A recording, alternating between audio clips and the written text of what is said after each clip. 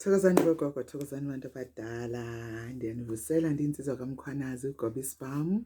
Andihamba ndedwa, ndihamba nawo wonke amadlozi enawo, amanzawe, abenguni nabesuthu. Ndithi thokozani bogogo omkhulu. I'd like to welcome you to my channel, whether you landed here by chance or you knew that you intended to be here. Well, welcome. Know that there is nothing that is a coincidence in this spirit world. You were meant to be here at this moment in time. And always remember that dlozi timing is always on time. Bogogo, before we can proceed to today's proceedings, please don't forget to subscribe, comment, like, and share so that you can assist somebody who might just be helped by this information. So today, what are we going to talk about? It's actually a story time. I'm going to be sharing an experience I had. Well, most of my stories, they are story time, even though they have some teachings within them, but it's about telling the story. Yesterday, I went to town, and our biggest town is about 35 kilometers away. And I went to get some fabrics so that I can look fabulous. Some dlozi gab, some dlozi swag. So I get to this fabric shop and I choose the fabrics that I want. But in between, I have to wait to get the other fabrics. And then, lo and behold, I see this elderly woman. She's got these fabrics. But now the difference between the dlozi fabrics she had and the one, for instance, like this one that I have, these ones are pre-cut, they're already cut. So the ones that she was getting from the rolls. So obviously, if someone does that, it means that it's someone who wants to sew something. Maybe it's a dress or a top or something. Because normally we just use the pre-cut ones, you know. And so I see this gogo and I approach her and there's a table between us. So I ask her, Thokoza gogo, what are you going to do with those fabrics? Are you going to sew them? And then she looks at me, she doesn't greet, she just says, actually, I'm going to use them for witchcraft. I want to get rid of the fake sangomas. I'm like, ooh, of course. Who wants fake sangomas? Really? How could I have gone to a petrolene for over a year and go through everything that I went through and then, you know, celebrate fake sangomas? No, I also don't want fake sangomas because I understand what I went through, but more than anything else, I understand what a pain it would be to learn that you are a fake sangoma, you know, that you didn't really learn what you needed to learn. Everything was just a facade. So I just say to her, Thokoza gogo, which means may all be well with you.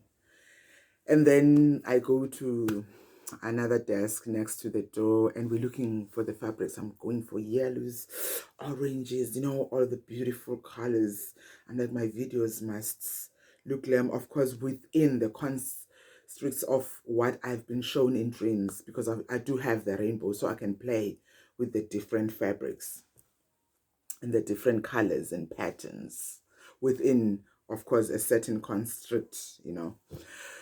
So I think hardly 10 minutes later, she starts, yo! And I'm like, Thokoza gogo, but I'm not looking at her. I just acknowledge, you know. And then she, again, a bit later, yo! Then by then I'm like, okay, I'm not Thokozaring, you know. Continue, I did acknowledge you the first time. Fine, she does it 3 times. And I can see the people in the shop, nobody's phased. So obviously they're used to sangomas, you know, their madlozis just showing themselves like, know that I'm here. And I know it sounds silly.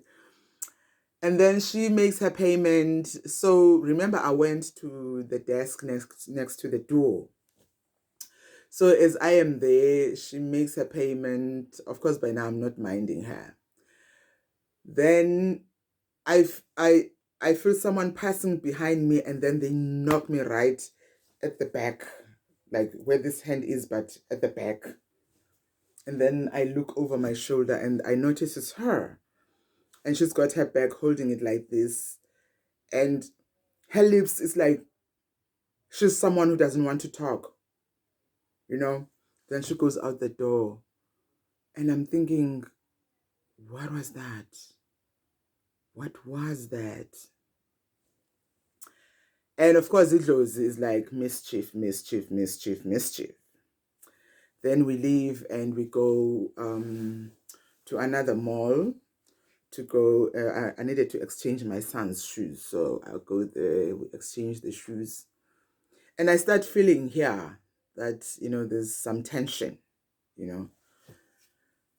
And I'm a bit woozy. So I'm thinking, okay, Lozi, we're in town. I can't raise you up now so that you can tell me what is going on, but I'm just going to ask you what. And Lozi is like, mischief, mischief, mischief. All right. So we do everything we're supposed to do. Then we leave town and come back home. Then I get here. My cousin is visiting, he's a herbalist. So he hasn't trusted like me. So I'm a sangoma. Of course, I do work with herbs as well. But yeah, now he's purely a herbalist. He hasn't trusted, but he gets shown the herbs in his dreams and he heals people. Like he's even one of those people during the December holidays who go and look after boys in the bush, He's that deep. So he's here visiting. He arrived in the morning yesterday. So everything that I'm telling you about happened yesterday, you remember? So I come back and I say to him, let's take a walk to go to Rasta and get some marijuana because I wanted to pasha with it, I've been meaning for the longest time, but now that he's here and also he uses it sometimes. So I was like, let's walk together, And remember, in in my locality, I've always been known all my life as this TV person, this celebrity, And now I'm back home. I'm a sangoma. Sometimes I walk barefoot, wear amahiya and everything. Sometimes no makeup. I've recently started doing makeup again after I washed my hair. So it's still early days, And my mom is very protective. So she wants me to always be with someone, whether I'm home or whether I'm working, but I must have an assistant, which then speaks to why you would have nyangwabe. Nyangwabe is someone who assists you in dumbeni. Now it makes sense why. Because sometimes if you have to be doing a healing process that needs to have drumming, you need to have someone, you need to have helping hands. So we work with this, he's actually my nephew, not even my cousin, is my nephew. And we get, before we leave, I see my neighbor and I'm greeting them. And while I'm talking to them, then I'm trying to recall what I wanted to say, but in that there is this wooziness that is happening. And I'm thinking, what the hell is going on? What is this? And then eventually I catch myself, I bring myself back to myself and I say what I wanted to tell her. And then I leave, and I'm thinking, gosh, imagine if I'd collapsed in front of her. Fine. We leave, we go, we get the stuff because I also need the seeds for when I go to the river. And then we come back and we go and we put the stuff.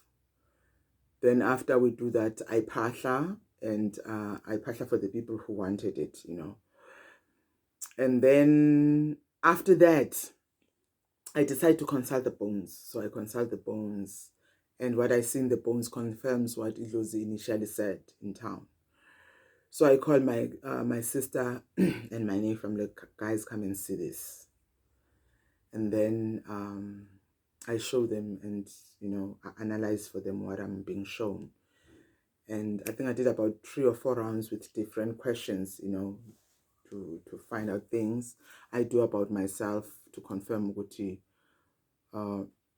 really what I think and what dlozi told me is exactly what it is.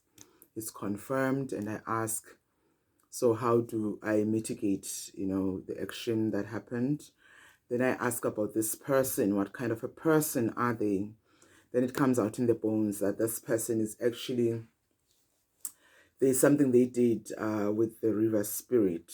They converted a good spirit into a bad spirit, and that's what they are using to work. So in essence, what she was telling me, it was the truth when she said to me, she's going to be using those mahiyas, those cloths, that fabric, for witchcraft. She was not joking, but it's not white witchcraft, it's black magic, That's why she was doing all that thing, because it was about pacifying my dlozi, pacifying my power when she was hitting me at the back. And that's why she was quiet, because there is a big power in words, So that's why she was doing that. And after she hit me at the back, I forgot to say, I just said Ndawuwe. And when I was saying Ndawuwe to her, I was actually activating the Ndau spirit to defend and act upon whatever she was doing at that moment. So I was deploying the Ndau spirit when I was saying Ndauwe to her. So I show my cousin, my nephew and my sister this, and they're baffled. Fine. Then later on, all of a sudden, there's this thunder, this hectic thunder, and we are in Dumbeni, the workspace that I work in, the Hut Yabogogo. Or I was a doctor in the Western medicine terms, it would be my surgery. So I'm in my surgery. Then this thunder comes, and there's no rain, nothing, but it's like hectic. And my cousin and I, we look at my nephew and I, we look at each other, and I'm like, somebody's up to mischief. This thunder is no ordinary thunder, and I can even feel it in my body. I'm like, something is up, Fine, we're still sitting there. We were taking out the seeds so that I can put them in a cup and keep them for when I go to the river. Then, thunder. And then this flash right in the middle of my surgery. It's there. But it's not like hectic, but it's there. And in the bones earlier, I had been shown that the Ndumba was containing me, was hiding me, and I showed them. So I was like, okay, I'm reassured. I just need to do a cleansing. But in terms of anything, the Ndumba is like, we got it, baby girl. And so when that flash happens, my son panics. He jumps up. I think he even forgot that I'm there and my nephew is there. He jumps up and he screams. He's like, I want to go inside the house. And he's running. I'm like, baby. So I had to use my voice to call him back. I'm like, mommy is here. Mommy is here. Baby, calm down. So I hold him. And when this flash happened, he was sitting on the side where I normally sit. I was on the other side picking up something. So my sister already heard him screaming. She came from the house to get him. I'm like, no, just take him inside. Give him some water. I don't say anything to my sister because my mom would panic and be alarmed. Then, because we're done with the seeds, my nephew comes inside, and now I'm like, it's war. It's war. That woman is still on her mission to pacify, And then she goes. My sister goes inside, and my nephew goes inside the house as well. Then I'm like, okay, so I do my things. I'm like, Abagogo, it can't be. It can't be. We can't have intrusions. Now, earlier in the morning, there were two birds. It's called the no birds. They are gray, dusty gray, and they have dusty gray brownish. They have these long tails. you know, and they have this crown.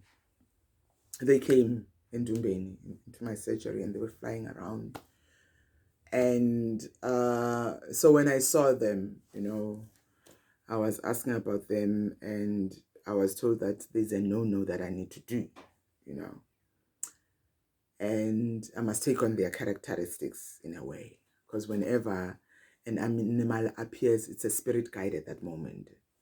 So sometimes it's an invitation for you to take on the same qualities that they have, their certain patterns and behaviors, and use those to your advantage.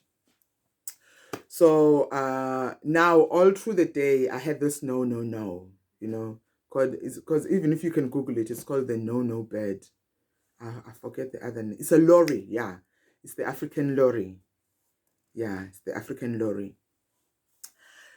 And then, so I started doing my things, and then I go in the house, you know, and then I sleep. Before I sleep, I pasha. Pasharing is praying, so I ask Abokoko for more clarity about this woman, exactly what is going on. Why, you know, all this effort? What is this? And then a dream comes, and Abokoko show me, and I see her, not her, you know, but a representation of her. This woman in the dream comes and says to me and another woman, oh, you guys are not ready yet, we're going to church. And I remember earlier on in another dream I had, there was a heart, you know, and this heart, when you looked at, you know, those rondavels, it looks very simple, but when you go inside it, it's something else. It is something else. Like this church, it's like grand. But when you go outside, it's just a plain old heart. You didn't even think there's anything inside it. So then after that dream, I have this other dream with her. The representation of her. And this woman says, oh, okay, you guys are not ready yet. We're going to church. Tina, we are already leaving, going to church. That's what she's saying. Bragging to us, you know, showing off to us. And then she's wearing a vest, and she's wearing a short shangan skirt, like one of the ones that we use when we gita umguni, when we dance umguni. She's got that on, and she's got some fabric, you know, I can't recall the fabric, but it was some fabric. And then she lifts up her vest, you know, to show us what she's talking about. She lifts up her vest, and I see a necklace, a beaded necklace going this way, and another one going this way. And the other one she's wearing, the second one, is got Ndoro, you know. And Ndoro is, let me see if you can see my Ndoro. That's Ndoro, you know.